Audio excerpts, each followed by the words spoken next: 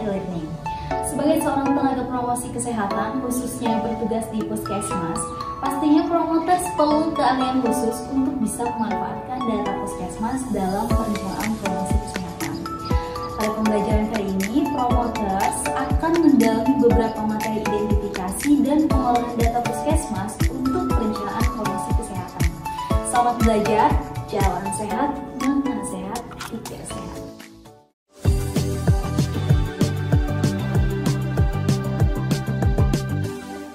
Promoters, perencanaan merupakan suatu cara bagaimana mencapai tujuan sebaik-baiknya, atau dengan istilah lain, maksimum output.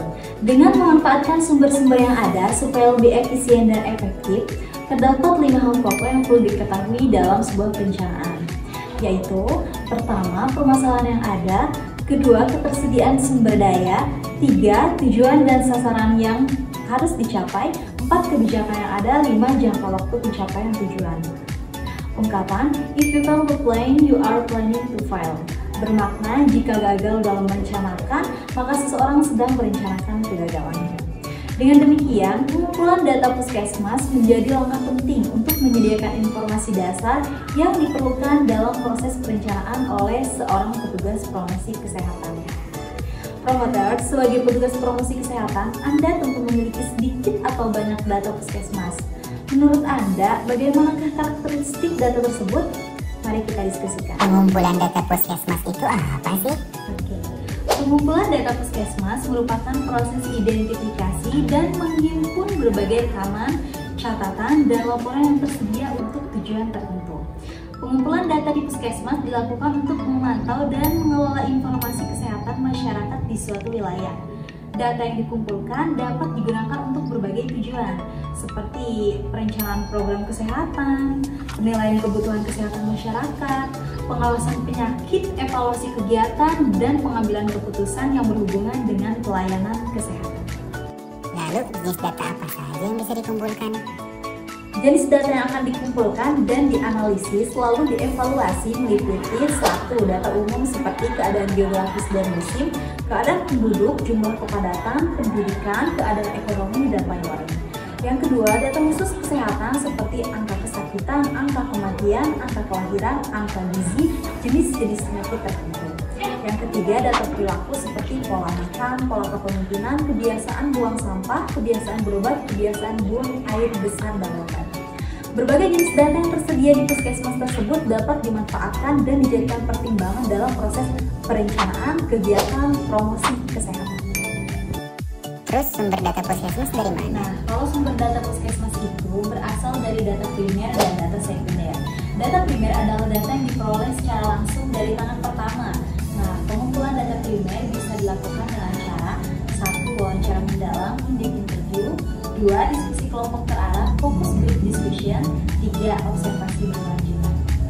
Wawancara mendalam, in-depth interview merupakan proses memperoleh keterangan untuk tujuan mengumpulkan data dengan cara tanya jawab sambil bertatap muka antara pewawancara dengan informan atau orang yang diwawancarai, dengan atau tanpa menggunakan pedoman wawancara. Beberapa tips saat melakukan metode wawancara ini.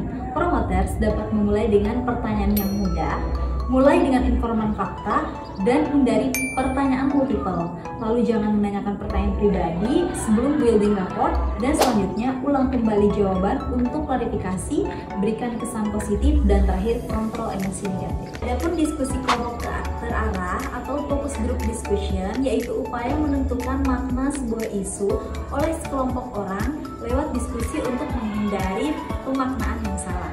Metode ini memungkinkan peneliti atau tenaga promkes mendapatkan data yang lengkap dari informan yang biasanya dijadikan landasan suatu program.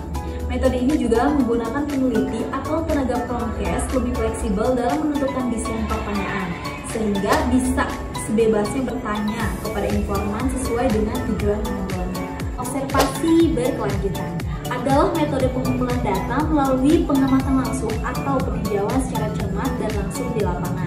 Dengan berpedoman kepada desain penelitian, tujuan observasi adalah untuk memperoleh berbagai data konkret secara langsung di lapangan. Dari hasil observasi, kita akan mengetahui gambaran yang jelas tentang masalahnya dan mungkin petunjuk-petunjuk tentang cara pemecahnya. Beberapa informasi yang diperoleh dari hasil observasi adalah ruang, yaitu tempat, pelaku, kegiatan, objek, perbuatan, kejadian, atau peristiwa, waktu, dan perasaan. Nah, promoters, adapun langkah-langkah melakukan observasi adalah sebagai berikut. 1. Harus diketahui di mana observasi itu dapat dilakukan. 2. Harus ditentukan dengan pasti siapa saja yang akan diobservasi. 3. Harus diketahui dengan jelas data-data apa saja yang diperlukan. Dan yang terakhir, harus diketahui bagaimana cara mengumpulkan data agar berjalan mudah dan lancar. Juga harus diketahui tentang cara mencatat hasil observasi, seperti telah menyediakan buku catatan, kamera, tape recorder, dan alat-alat tulis lainnya. Adapun data sekunder adalah data yang diperoleh dari sumber yang sudah ada, seperti profil kesehatan, laporan tahunan program Promkes, hasil kajian PHBS, dan lain-lain. Data sekunder dikumpulkan untuk diolah dan dianalisa sebagai kelengkapan bahan untuk membuat perencanaan penyuluhan kesehatan masyarakat. Alright promoters, selamat Anda telah mengetahui pengertian, jenis-jenis, dan sumber data puskesmas. Semoga e-learning ini menggerakkan dan meningkatkan motivasi untuk mempelajari lebih lanjut tentang pemanfaatan data puskesmas sebagai landasan penyusunan rencana promosi kesehatan. Untuk informasi lebih lanjut terkait materi e-learning dan juga contoh-contoh aplikatif dan latihannya, promoters dapat langsung mengunjungi CEDinakes ya. See you on next learning. Salam promokes, jalan sehat, makan sehat, pikir sehat.